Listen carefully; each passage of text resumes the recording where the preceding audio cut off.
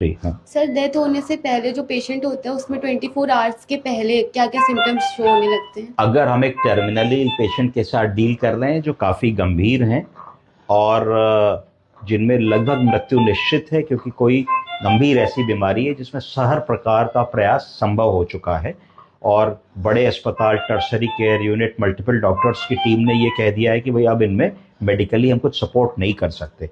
तो क्या लक्षण हमको दिखेंगे ऐसे पेशेंट में? पहला चीज़ है कि जो ब्रीदिंग होगी वो सिग्निफिकेंटली स्लो हो जाएगी। स्लो का मतलब है कि शैलो ब्रीदिंग होने लगेगी, जैसे हम लोग सांस लेते हैं ऐसी ना हो करके वो धीरे धीरे छोटी सांस होने लगेगी, शेलो ब्रीदिंग हो जाएगी। मतलब रेस्पिरेटरी रेट तो बढ़ता चला जाएगा, यानी कि 1 मिनट में अगर हम 16 से 20 बार सांस लेते हैं तो जब हम मृत्यु के समीप होंगे तो वो रेस्पिरेटरी रेट बढ़ के 40, 50, 60, 70 तक हो जाएगा।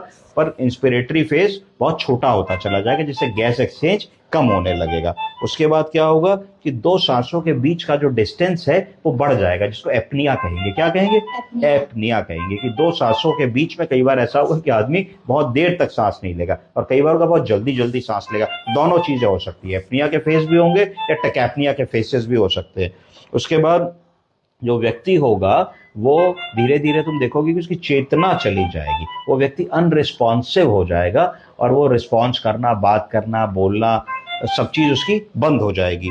और ऐसा लगेगा तुमको कि वो व्यक्ति एक कोमा की तरफ चला गया, एक डीप स्लीप की तरफ चला गया और वो आदमी को अब क्या हो रहा है, क्या बातें हो रही हैं, क्या मिलने वाले लोग आए हैं, कोई कम्युनिकेशन उस मरीज से स्थापित हमारा नहीं हो पाएगा। कई बार ऐसा होता है कि आंखें परमानेंटली खुल जाती हैं और खुली रहती हैं, तो ये भी एक संकेत है कि टर्मिनल इवेंट आने वाली है। कई बार ऐसा होता है कि आंखें ब्लिंक नहीं करता मरीज, खुली हैं तो खुली रहेंगी, बंद है तो बंद रहेंगी। हाथ और पैर जो है मरीज के और पेरिफ्रीज जो है वो तुम देखोगे टर्मिनल इवेंट से पहले बिल्कुल पेल हो जाती हैं, सफेद सफेद से दिखने लगते हैं, ठंडे दिखने लगते हैं। ऐसा क्यों होता है?